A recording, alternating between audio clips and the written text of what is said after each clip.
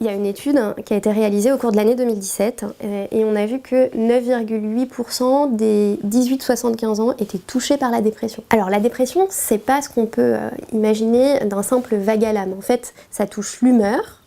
Donc l'humeur, c'est le fait d'être triste ou d'avoir une perte d'intérêt, mais ça touche aussi ce qu'on appelle les fonctions instinctuelles, que sont la libido, l'appétit, le sommeil, et les fonctions motrices et cognitives. Et donc là, ça va se caractériser par un ralentissement psychomoteur, donc le fait d'avoir du mal à se concentrer, à avoir des difficultés attentionnelles, à avoir une pensée qui va être ralentie.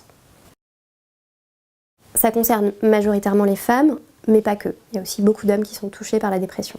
Une tranche d'âge entre 35 et 45 ans.